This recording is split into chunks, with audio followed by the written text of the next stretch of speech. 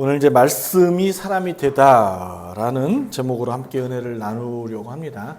12월이면 특별한 이제 절기가 있죠. 성탄절이 있는데 그 성탄절을 맞이하여 우리가 조금 더 예수님께서 이 땅에 오신 이유, 그리고 그를 통해서 우리가 얻게 된 그 구원의 의미가 무엇인지를 한층 더 또 이해하고, 그뿐만 아니라 우리가 말씀에 대한 의도와 또 주님께서 이 땅에 오셔서 하신 말씀에 대한 관한 그 모든 것들을 우리가 어떻게 이해하고 해석하고 받아들임으로써 이 땅에서 하나님의 나라 백성으로서 주님의 제자로서 어떠한 태도로서 살아가는 것이 맞는 것인지 바른 것인지 우리가 함께 오늘 또 말씀 통해서 보도록 하겠습니다.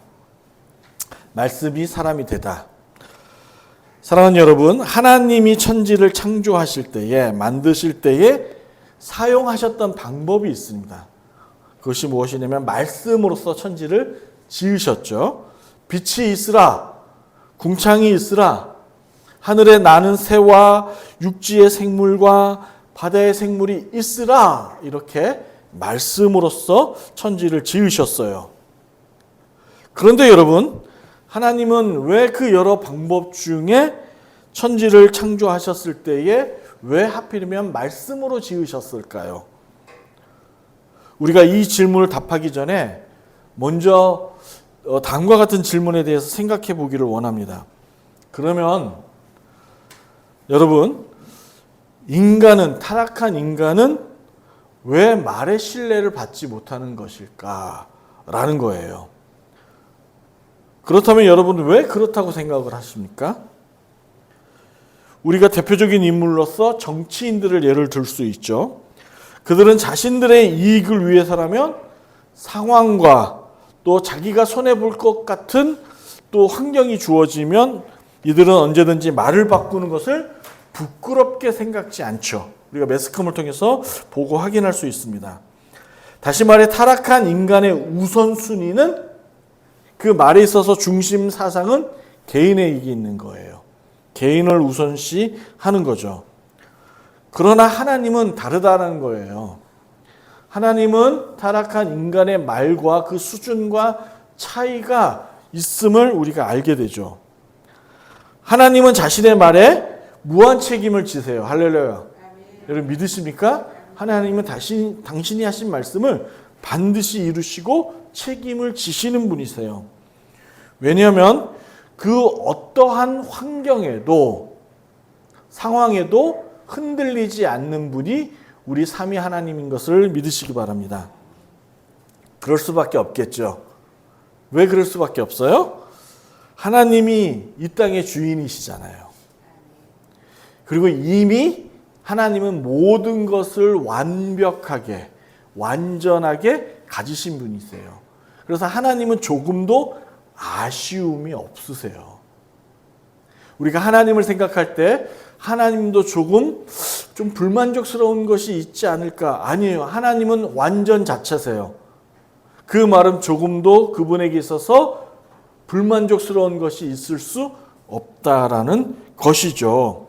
그래서 마태복음에 보면 이 돌들로도 아브라함의 자손이 되게끔 하실 수 있는 분이 하나님이신 거예요.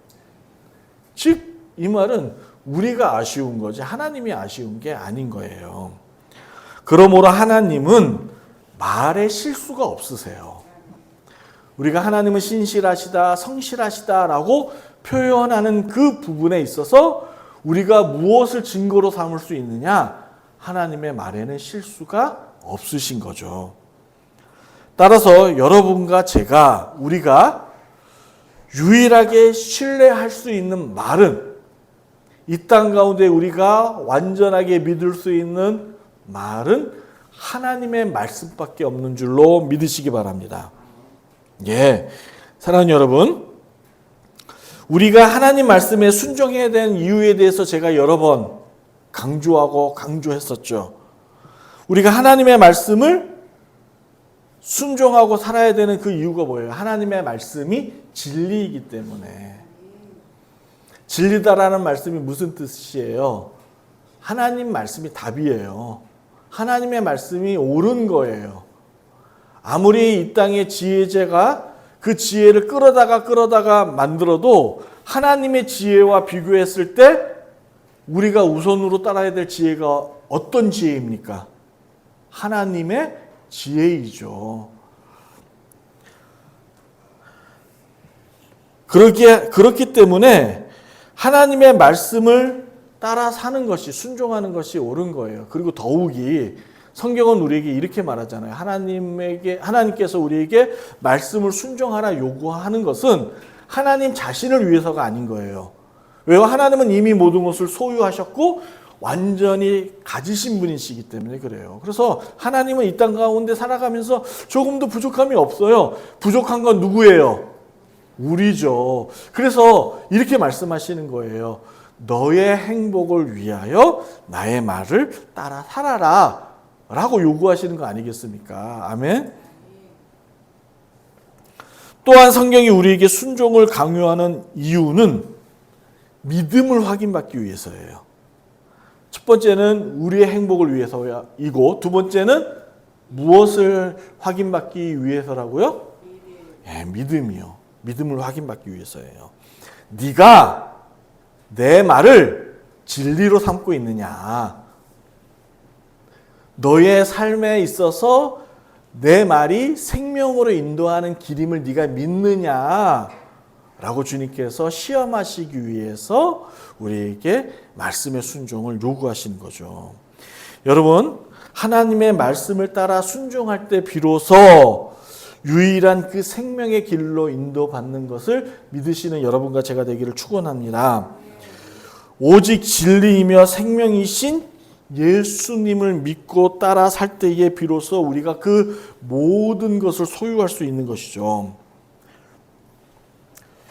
사랑하는 여러분, 사도 요한은 요한복음에서 이 복음서를 통해서 본문의 시작을 다음과 같이 시작합니다. 1절이죠. 태초에 말씀이 계시니라. 이 말씀이 하나님과 함께 계셨고 이 말씀은 곧 하나님이시라. 여기서 이 말씀이 누굽니까? 예수 그리스도시죠. 예수님을 가리켜요. 보세요. 그리고 그 예수님이 누구와 함께 계셨다고요? 성부 하나님과 계셨어요. 여러분, 요한복음은 우리가 읽게 보면 다른 복음서하고 차이가 있는데, 요한은 자기가 쓴 복음서에서 분명히 삼위 하나님을 나누세요. 구분짓도록 하세요. 오늘 여기서도 태초에 말씀이 계시니 이 말씀이 하나님과, 여기서의 하나님은 누구일까요? 성부 하나님이 함께 계셨대요. 그리고 이 말씀은 곧 하나님이라고 지칭하고 있습니다. 즉, 두 번째 위격이신 성자 하나님 역시 하나님이시라는 걸 얘기하는 거예요. 예수님도 하나님이시라고 얘기하시는 것이죠. 무슨 말씀인가 하면 성부 하나님이 천지를 말씀으로 지을 때, 창세기 때 말씀으로 천지를 지으실 때 성자 예수님도 거기에 계셨대요. 그러면 예수님, 즉 예수님이 누구라고 얘기하는 거예요? 하나님이라고 얘기하는 거예요. 한 청년이, 부자 청년이 예수님께 다가와서 선한 선생님이요? 라고 물었더니 예수님께서 그 청년에게 되묻죠. 뭐라고 묻습니까? 선한 분은 오직 한 분, 하나님밖에 없다라고 얘기를 했어요. 즉 그 얘기는 뭐예요? 청년에게, 그러면 너는 나를 하나님으로 믿느냐라고 지금 반문하고 있는 거예요. 그 상황이. 즉 사도 요한은 복음서를 통해서 예수님이 하나님이시다라는 것을 계속해서 반복해서 얘기하는 거죠. 그걸 믿으라는 거예요. 그러므로 우리의 신앙은 너는 예수님을 하나님으로 믿고 순종하며 따르고 있느냐라는 그 신앙의 수준을 우리에게 묻고 있는 거 아니겠습니까? 사도 요한은 공간복음서과 달리 몇 가지 특징들로 요한복음을 저술했는데요. 공간복음서의 핵심은 예수님과 하나님 나라에 맞춰져 있다면, 이 요한은 예수님께서 하나님이시자 곧 천지를 지으신 그분이시다라는 것을 말씀하고 있는 것이죠. 즉 인류는 예수님의 통치를 받고 사는 삶이 참된 삶이라는 것을 강조하고 있어요. 이게 진리라고 가르치는 거 있는 것이죠. 그래서 요한복음서에 보면 사도 요한이 자기 복음서를 쓴 정확한 이유를 목적을 기록했다라고 지난 시간에 말씀드렸죠. 요한복음 20장 31절이죠. 그냥 들으세요. 오직 이것을 기록함은 너희로 예수께서 하나님의 아들 그리스도이심을 믿게 한대요. 요한복음을 쓴 이유가 예수님이 하나님이신 것을 믿게 하기 위해서 썼대요. 그리고 이 믿음으로 말미암아 영원한 생명을 너희에게 얻게끔 하기 위해서 내가 이 책을 쓴 거야 라고 사도 요한이 밝히고 있죠.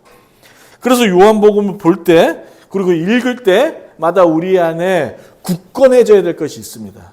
그게 뭐예요? 믿음이죠. 그렇죠? 요한복음서를 읽을 때마다 더 나아가 성경을 읽을 때마다 우리 안에서 성장하고 자라야 될 것이 뭐예요? 믿음이에요. 믿음.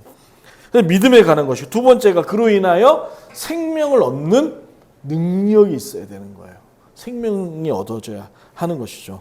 이 생명에 대해서는 나중에 요한복음을 우리가 함께 나눌 때에 이 생명이 무엇인지를 한번 배우도록 하겠습니다. 어쨌든 이 문장을 한마디로 요약하면 예수님을 믿지 않으면 영생을 얻을 수 없다라는 거예요. 즉 영원한 생명을 얻기 위해서는 반드시 하나님의 아들 예수 그리스도로 말미암아 얻어지는 그 믿음이어야 된다라는 것을 사도 요한이 가르치고 있는 것이죠. 또한 요한복음 17장 3절에 예수님은 그 영생이 무엇인지를 간략하게 설명했습니다. 17장 3절 한번 펴보시겠습니까? 성경책 17장 3절입니다. 그리고 화면에도 있습니다. 화면 보세요. 여러분의 목소리로 읽습니다. 시작. 영생은 곧 유일하신 참 하나님과 그가 보내신 자 예수 그리스도를 말하는 것입니다. 믿어야 영생을 얻는다고 했는데 지금 읽었던 17장 3절에는 알아야 된대요. 아니 예수님 변덕입니까? 이랬다 저랬다? 아니죠. 이 믿는다라는 단어와 여기서 안다라는 단어는 같은 의미예요.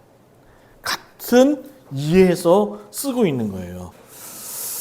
여러분 여기서 안다라는 말은 관계로서 알아가는 것을 이야기해요. 관계로서. 여기서 어여쁜 우리 문건사님 계시죠? 왜 인정 안 하세요? 어여쁜 우리 문건사님 계시잖아요. 제가 문건사님을 손장로님보다 더 잘 알고 있다? 이상한 거죠. 그러면 안 되죠. 이상한 거예요. 제 아내가 있어요. 제 아내를 조장로님이 저보다 더 많이 알고 있다? 말이 안 되는 거죠. 그렇죠? 이 관계로서 아는 것을 이야기해요. 즉 믿음의 팩트는 주님과 관계를 하는 거예요. 이름 섞지 않은 것을 믿는다라고 하지 않습니다. 미국의 수도는 워싱턴 DC죠. 거기에 백악관에는 트럼프가 살고 있습니다. 다 알죠. 믿죠. 그렇다고 구원에 이를 수가 없는 거예요. 왜요? 트럼프는 인천 불로동에 있는 이학수를 알지 못해요. 그러나 지금 하나님 우편에 앉아 계시는 예수님은 저를 알까요? 모를까요? 저를 알아요. 이 관계예요. 즉 믿음은 관계를 통해서 영생을 얻는 거예요. 왜요? 영생의 주인이 그 영생의 시작이 누구로부터 시작하기 때문에 하나님으로부터 시작하기 때문에 천지를 지으실 때에 모든 것은 말씀으로 지었는데 인간은 흙으로 빚으시고 그 코에 하나님의 영을 불어넣으셨어요. 그래서 우리가 마음속에 있어서 따뜻해질 수 있는 이유, 우리 주변에서 힘들고 어려운 이웃을 봤을 때에 눈물이 나고 감동이 찡하여지면서 이 긍휼한 마음이 생기는 것이 바로 우리가 하나님의 영, 하나님의 마음을 품고 있기 때문에 아니겠습니까? 우연히 인터넷에서 보게 된 이제 재미난 글을 제가 봤어요. 그래서 여러분과 나누려고 합니다. 기독교인들이 이제 죽어서 이제 하나님 나라에 가잖아요. 우리 모두 하나님 나라 가잖아요. 근데 이 문 앞에 섰을 때에 후회하는 세 가지가 있대요. 기독교인들이. 그래서 천국 문 앞에 팻말에 다음과 같은 글이 써져 있습니다. 삼거를 주의하세요. 삼걸, 세 가지 거를 잊지 말라는 것이죠. 화면에 써져 있죠. 첫 번째가 뭐예요? 좀 더 잘 믿을 걸, 이렇게 얘기한다는 거예요. 결국 문 앞에서, 천국 문 앞에 섰을 때에 주님께서 이제 우리 모든 사람들, 신자들을 불러다가 삼는 심판의 기준이 믿음이기 때문에 그래요. 우리가 살아있을 때에 얼마나 말씀 앞에 순종했는가라는 것을 보기 위함이라는 것이죠. 우리가 잘 아는 것처럼 요한계시록 20장 12절에 또 내가 보니 죽은 자들이 큰 자나 작은 자나 그 보좌 앞에 서 있는데 책들이 펴 있고 또 다른 책이 펴 있대요. 그러니까 하나님 앞에, 예수님 앞에 책이 두 권이 놓여져 있는 거죠. 하나는 생명책이고 또 하나는 그 생명책에 기록한 자들의 이름에 써져 있는데 그들의 행한 행실에 따라 기록된 대로 심판하신다라고 이제 기록되어 있는 것이죠. 저는 그래서 개인적으로 이 말씀을 읽고 섬뜩했어요. 늘 섬뜩합니다. 왜냐하면 착각할 때가 있거든요. 나는 지금 이 정도면 내 믿음이 괜찮아. 이 정도의 신앙이면 나는 분명히 하나님 앞에 칭찬받을 거야 라는 착각 속에서 살 때가 많이 있기 때문에 그렇죠. 그래서 바울 사도가 기록했잖아요. 어떤 누구도 믿음을 자랑할 수 없다고요. 하나님 앞에서. 왜냐하면 그 믿음은, 그 은혜는 하나님이 주셨기 때문에 그렇지 않습니까? 그러니까 우리의 어떤 실력과 공로로서 우리가 믿음이 성장하는 것이 아니라는 것이죠. 그러므로 여러분과 제가 이제 25년도 마지막 주일이고요. 딱 52주 차 됐죠. 그리고 이제 내일 모레 우리가 송구영신 예배를 앞두고 있고 곧 26년도가 시작하는 이 시점에서 한번 물었으면 좋겠습니다. 지금 내 믿음은 괜찮은가? 우리 옆에 분에게 인사할까요? 당신의 믿음은 괜찮으세요? 네? 괜찮으세요? 자, 두 번째 화면에 보시면 뭐라고 써져 있습니까? 좀 더 사랑할 것.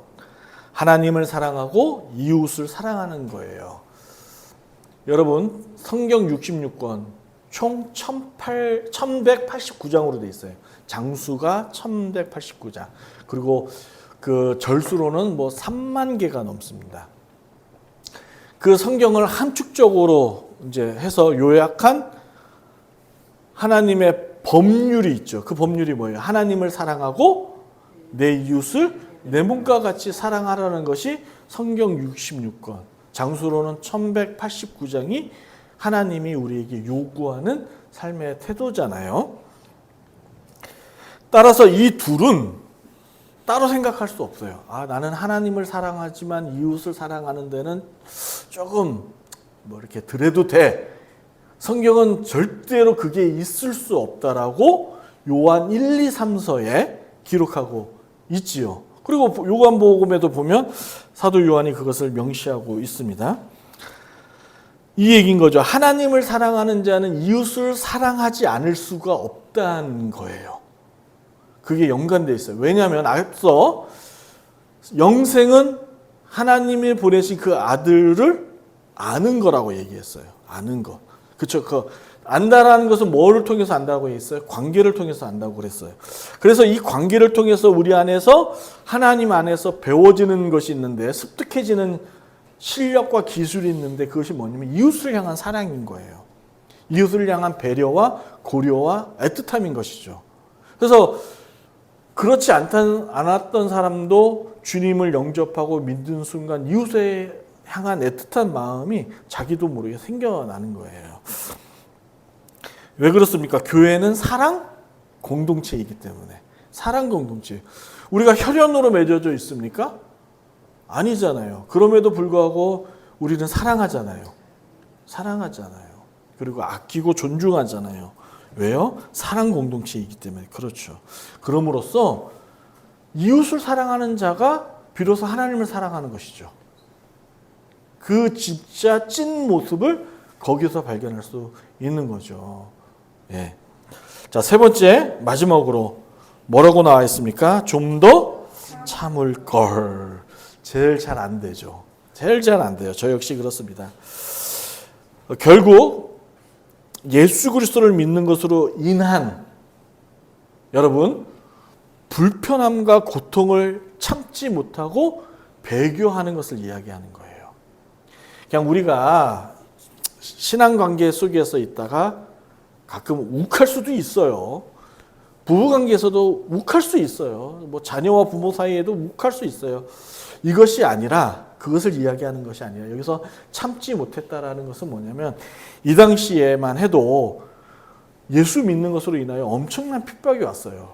로마 정권으로부터의 핍박과 더불어 같은 민족인 유대교로부터의 이중적인 핍박을 받았다고요. 이 핍박은 단순히 정신적인 모욕과 고통뿐만 아니라 경제적인 압박이 온 거예요.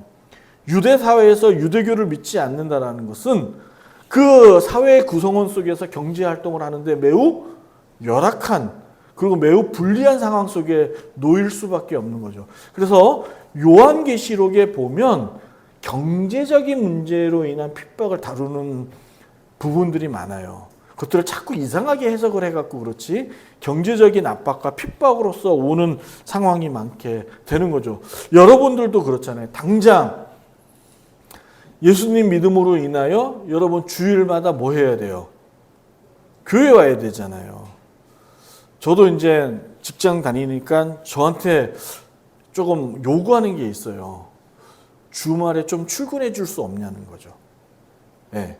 왜냐면 이제 제가 일하는 곳은 저기 365일 24시간 계속 돌아가니까 지금 안 그래도 조금 어렵다고 사람을 줄이고 있고 또 거기서 이제 그러다 보니까 일손이 많이 필요하잖아요. 그걸 요구한단 말이에요. 그런데 이제 할 수가 없죠. 저의 본부는 목사이기 때문에 그런 거죠. 그와 마찬가지인 거죠. 그리고 또 제가 일하는 가운데에 목사님들, 그러니까 교회 다니시는 분들이 많으세요. 그러니까 많은데 그 부분에 대해서들 좀 이제 고민들을 얘기하시는 거죠. 내가 이제 주말에 일을 하면 조금 더 페이를 받을 수 있는데 교회에 가야 되기 때문에 이거를 거부하는 거죠. 이러한 불편함이 있는 거 아니겠어요? 또 이로 인해서 관리자는 어쩔 수 없이 조금 이렇게 마음의 불편함을 직원들에게 줄 수밖에 없는 것이고요. 이런 것들이 있는 거예요. 그나마 지금이야 이제 사회적인 안정망 때문에 보장이 되고 하지만은 과거 어땠어요? 뭐 우리 장로님도 군대 쫄병일 때 교회 간다고 했을 때 어땠어요? 교회 마음대로 갔습니까? 아니잖아요. 교회 간다면 맞고 가신 분도 있었고 막 그랬어요. 그러한 상황 속에서 불편함과 고통이 있음에도 불구하고 배교하지 않는 거예요. 참는 거죠.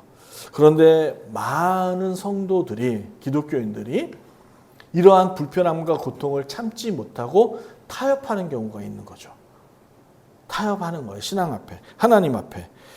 그래서 참지 못한 거예요. 그래서 참지 못했다는 표현이 그건 거예요.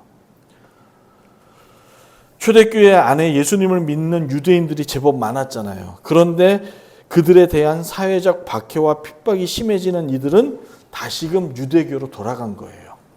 그게 이제 바울 사도가 에베소서, 갈라디아서에 나와 있는 그 얘기들이 많았던 것이죠.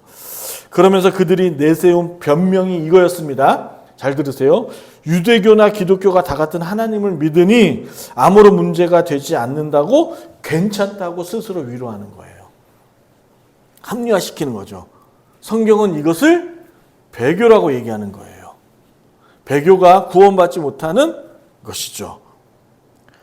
그러나 여러분, 이 부분에 대해 분명하게 성경은 배교하는 것이라고 가르치고 있습니다. 화면에 보시면 히브리서 6장 5절과 6절의 말씀이 있죠. 여러분의 목소리를 읽습니다. 시작.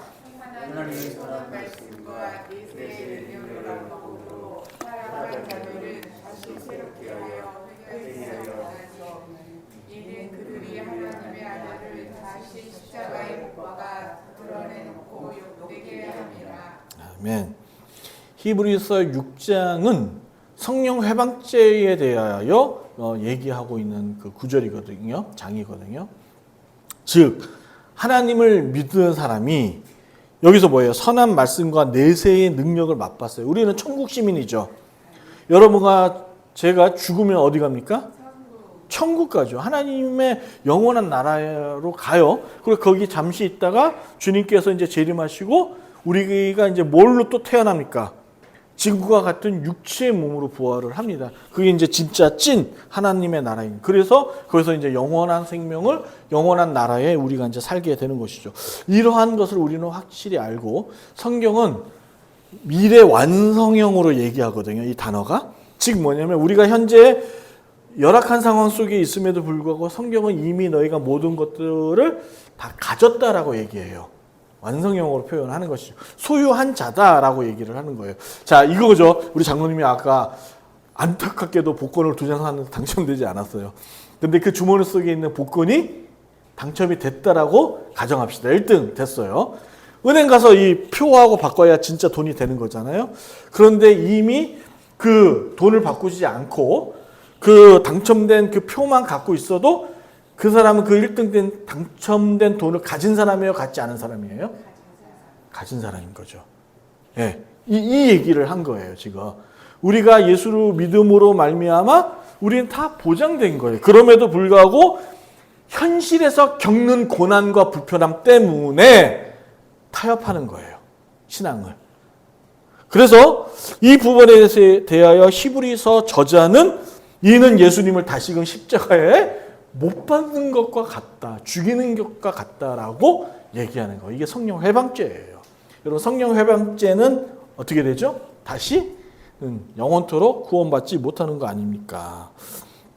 무슨 말을 하면은 믿음이 상황에 따라 변하거나 타협될 수 없다라는 것을 가르치는 거예요. 오직 믿음, 오직 예수 그리스도에 하여야 되는 줄로 믿습니다. 그러므로 지금 제가 한 이 앞서 이렇게 장엄하게 설교하고 설명해 드렸던 부분을 마음에 두고 지금부터가 진짜입니다 하는 말씀을 귀담아 들으세요. 귀담아 들으셔야 돼요. 그러므로 하나님의 말씀을 가감없이 믿을 수 있는 실력이 있어야 되는 줄 믿습니다. 가감없이 막 빼고 하고 하나님의 말씀을 1.1획도 틀린 것이 없는 줄로 믿으세요. 모세는 신명기 4장 2절에서 여러분 찾아보세요. 신명기 4장 2절입니다. 화면에 안 써놨어요. 이제부터 시작이기 때문에 이건 이제 여러분과 찾으면서 읽으려고 화면에 기록을 안 했습니다. 신명기 4장 2절에 1세대는 광야에서 다 죽었죠. 그리고 이제 2세대들 광야에서 태어나거나 만 20세가 안 됐던 그들 2세대들만 남겨놓고 모세가 그 백성들에게 하는 말이에요. 4장 2절입니다. 한 목소리로 읽습니다. 시작. 가감하지 말고 내가 너희에게 내리는 하나님의 분명히 가감하지 말고 여기서 가감하지 말라라는 말은 잘 들으세요. 우리가 보는 한글 성경을 문자 그대로 믿으라가 아니에요. 문자 그대로. 여기서 가감하지 말라라는 말씀의 의미는 하나님 말씀을 네 멋대로 해석하지 말라라는 거예요. 네 멋대로. 만약에 우리가 문자 그대로 믿으려면 신명기의 말씀을 모세가 쓴 원본책을 그대로 봐야 돼요. 근데 그게 지금 존재합니까? 존재하지 않습니까? 존재하지 않아요. 그래서 계속적으로 역본으로서 지금에 와 있어요. 그래서 지금의 우리가 한글 성경을 보는 것을 문자 그대로가 아니라 그 여러분의 목사나 여러 실력 있는 설교자들을 통해서 그 말씀을 제대로 해석하고 이해할 수 있는 것들을 들으셔야 되는 거예요. 제가 왜 이 말씀을 드리냐면 오늘날 참 다양한 그리스도인들을 우리가 보게 되죠. 만나게 돼요. 그중에 국민의 눈살을 찌푸리게 하는 극우 성향을 가진 우리 형제 자매들을 보게 되죠. 우리의 그리스도인들을 보게 돼요. 저는 항상 이분들을 보면서 왜 그럴까? 왜 그럴까라는 생각을 갖게 되죠. 왜 한쪽으로 치우쳐지는 말씀의 평양성을 갖게 되는 것일까라는 것을 갖게 됩니다. 이것은 바로 자신이 해석하고 싶은 대로 해석하기 때문에 그래요. 또한 이렇게 구구의 성향으로 치우치는 방면에 또 한 가지 이런 분들도 계시죠. 성경을 너무 또 오픈하시는 분들이 있어요. 자유적으로 이것도 오케이, 저것도 오케이. 그래서 뭐 WCC나 KNCC 같은 기독교인들은 예배 중에 구판하죠. 그래서 같은 하나님을 믿는 것이다 라고 얘기를 하는 자유형의 기독교인을 또 보게 돼요. 설악산 올라가는, 백두산에 올라가는 길이 하나냐? A 코스, B 코스, C 코스 있다. 그러나 결국에 다양한 코스를 갖고 있지만 올라가는 곳은 한 곳 정상이다. 이렇게 주장하면서 얘기를 하죠. 여러분, 이슬람에서 말하는 알라, 그리고 실제적으로 성경을 번역할 때의 중동의 아람어로 번역할 때 하나님을 알라로 번역합니다. 그래서 이슬람의 하나님과 기독교의 하나님을 같다라고 가르치죠. 그렇게 얘기합니다. 신들의 이름이 각각 다르지만은, 왜냐하면 바벨탑 사건 이후로 언어가 달라졌잖아요. 그래서 같은 하나님을 불렀던 사람들이 다른 언어로 부르는 것이지 결국에는 한 하나님을 믿는 것이다 라고 다원주의자들이 그렇게 주장합니다. 그러나 아니에요. 성향이 달라요. 과거에 삼성의 부회장 이름이 누구죠? 삼성 부회장 이름 이학수예요. 저였으면 진짜 좋았겠지만 제가 아니죠. 이름만 같을 뿐이지 저는 아니에요. 부회장. 그렇죠. 그 외에 동명인들이 많이 있잖아요. 그러나 그 사람이 저는 아닌 거예요. 그와 같이 아닌 거죠. 자, 들어보세요. 오늘 요한복음 1장 1절에 태초의 말씀이라는 한글 성경으로 말씀으로 번역이 됐어요. 그런데 헬라어 원본 원문에 보면 이 말씀은 로고스라고 표현이 되어 있습니다. 좀 어려울 수 있지만 들으세요. 그러나 또 한 가지 헬라어로 성경은 이 말씀을 원어에 보면 요한복음 3장 34절에 하나님이 보내신 이는 하나님의 말씀을 하나니 이는 하나님이 성령을 한량없이 주심이라 해서 여기서 하나님의 말씀은 또한 레마로 표현했어요. 레마로 표현했어요. 로고스 레마. 그래서 일부 목사님들이 보이시죠? 로고는 하나님의 말씀, 즉 우리가 눈으로 보는 성경 66권을 이거를 로고스라고 한다고 가르쳤어요. 이거 많이 들어보셨을 거예요. 그리고 레마는 성경을 읽다가 여러분들이 하나님께서 주시는 깨달아지는 말씀이다라고 해서 그렇게 가르쳤죠. 여러분 들어보셨습니까? 부흥사 목사님들이 이렇게 많이들 얘기했고 특히 여의도에 있는 교회가 그렇게 많이 강조를 했습니다. 그래서 성경을 읽으라고 하는 것은 좋은데 성경을 읽는데 그 성경이 가지고 있는 그 맥락과 그 깊이 갖고 있는 그 저자의 의도와는 상관없이 읽는 독자가 자의적으로 내가 읽고 싶은 대로 해석해내는 거예요. 여러분 이 같은 해석은 매우 위험합니다. 이것은 문성명 또 여기 신앙촌이 있었죠. 신앙촌에 있었던 분이 누구예요? 창시자 박태선 장로잖아요. 이분은 장로고 통합측 장로님이셨습니다. 건전한 교단의 장로님인데 제가 지금 말씀드린 것처럼 이렇게 성경 읽다가 자기가 계시받았다고 해갖고 성경을 재해석했죠. 이만희도 그렇죠. 여러 이단들이 다 그래요. 제가 과거에 말씀드렸죠. 우리나라에만 자칭 예수, 하나님, 메시아라고 얘기하는 분이 60명이 넘어요. 전 세계에 많은 수를 차지하죠. 이렇게 얘기하는 게 이와 같은 가르침 때문에 그래요. 근데 이것은 너무도 위험하고 너무도 잘못 가는 거예요. 그래서 우리 성도들이 저는 큐티를 강조하지 않습니다. 왜냐하면 큐티가 이와 같은 위험성을 매우 갖고 있기 때문에. 그래서 예전과 다르게 요즘 큐티 책은 옆에 해설들을 많이 달아놨죠. 예, 많이 달아놓은 이유가 여기서 저와 같이 주장하는 분들의 목사님들의 그것들이 설득력이 있어서 요즘 나오는 책들의 큐티 책에는 바른 해석들을 많이들 적용시키고 써놨어요. 근데 옛날에는 그냥 말씀만 달락 써놓고 당신의 느낀 바와 깨달은 바를 옆에서 쓰시고 그걸 묵상하시고 그대로 사세요라고 얘기를 했었죠. 근데 그렇지 않다라는 거죠. 자, 보세요. 요한복음 1장 1절에 태초에 말씀이 로고스가 계시니 라고 이렇게 나왔죠. 여기서는 바로 예수 그리스도를 가리켜요. 로고스가. 그런데 마태복음 5장 37절에 보면 오직 너의 말을 옳다 아니라 하라 이 얘기 진언하는 것은 악으로부터 나느니라. 마태복음 5장 37절에 보면 여기서 너희 말도 헬라어 원문의 로고스예요. 로고스로 쓰고 있다고요. 여기서 말은 뭐예요? 장로님과 저하고 대화 중에 하는 이 대화를 로고스로 했다고요. 로고스 단어로요.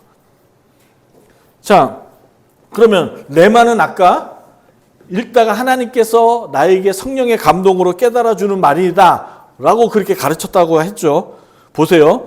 로마서 10장 17절에 그러므로 믿음은 들음에서 남이라 그리스도의 말씀으로 말미암아. 그러니까 구원은 말씀으로 구원받는 것이죠. 근데 여기서의 말씀이 레마라고 표현되어 있어요. 레마. 그러나 마태복음 12장 36절에 보면 내가 너희에게 이르노니 사람이 무슨 유익한 말을 하든지 심판날에 이에 대하여 신문을 받으리라 했을 때 무익한 말이란 이 말은 레마로 표기되어 있다고요. 원어로 레마. 여기서의 말도 뭐예요? 막 대화 중에 무익하다는 말은 이웃에 대하여 상처를 주고 이웃의 마음을 아프게 하고 이 말을 무익한 말이라고 하는 거예요. 이 단어를 악하게 쓰는 말을 쓰는 거죠. 여기서 쓴 단어가 뭐라고요? 레마요, 레마. 그러니까 지금 성경은 로고스와 레마를 구분해서 썼어요? 안 썼어요? 안 썼다고요. 안 썼는데 바르게 공부하지 못한 목회자들이 어디서 이런 이상한 말을 주워다가 로고스와 레마는 구분지어서, 로고스는 우리가 보는 성경 66권의 말씀이고 레마는 내가 말씀을 읽고 묵상과 기도 가운데 성령께서 주시는 말씀이다, 계시된 말씀이다라고 가르치는 잘못된 가르침에서 왔던 거죠. 이단은 그렇다 치자고요. 애당초 이단은 자신들의 목적이 있는 집단들이니까. 그런데 건강하다라고 얘기하는, 건전하다라고 말하는 기독교 안에서 이와 같은 가르침은 출처가 어디냐고요. 출처가 성경적이지 않다라는 것이죠. 따라서 제가 말씀드리고 싶은 것이, 강조하고 싶은 것이, 이제 26년도 여러분 계속적으로 성경도 읽었겠지만 앞으로 우리가 이제 계속 성경을 죽을 때까지 읽어 나갈 거예요. 그리고 그 말씀을 통해서 우리가 힘을 얻고 살아갈 거예요. 할렐루야. 그리고 야고보서의 야고보 저자는 행함이 없는 믿음은 죽은 믿음이라고 했어요. 여기서의 믿음이 이 얘기를 하는 거예요. 여러분, 우리가 삼위 하나님을 믿음으로 인하여 아까 사도 요한이 우리가 무엇을 얻는다고 했어요? 영생, 생명을 얻는 거예요. 믿음으로써 우리에게 오는 것이 뭐냐면 생명이 얻는 거예요. 근데 그 믿음이 죽었다라는 얘기는 생명력이 없다는 이야기예요. 죽은 믿음이라는 것이. 그렇죠? 죽은 사람이 살아있을 수 있어요? 없어요? 생명력이 없는 거예요. 그러니까 그 사람이 기독교인, 내가 지금 믿어서 구원받았다라는 사람이 어느 공동체나 어떤 사회 집단이나 일상에서 가는데 전도나 하나님을 전파되는 역사가 일어나지 않는 거예요. 그 말은 뭐예요? 그의 믿음은 죽어 있는 거예요. 생명력이 없는 거예요. 그러니까 즉 그 사람은 자기도 못 살리고, 그 믿음이 자기도 못 살리고 이웃도 못 살리는 죽은 믿음이 되는 것이죠. 히브리서 4장 12절입니다. 히브리서 4장 12절 여러분 한번 찾아볼게요. 히브리서 4장 12절입니다. 하나님의 말씀이 살아있고 활력이 있어 좌우의 날선 어떤 것보다도 예리하여 혼과 영과 및 관절과 골수를 찔러 쪼개기까지 하며 또 마음의 생각과 뜻을 판단하나니. 예. 말씀을 읽을 때 비로소 우리의 영혼에 회심 사건이 일어나는 거예요.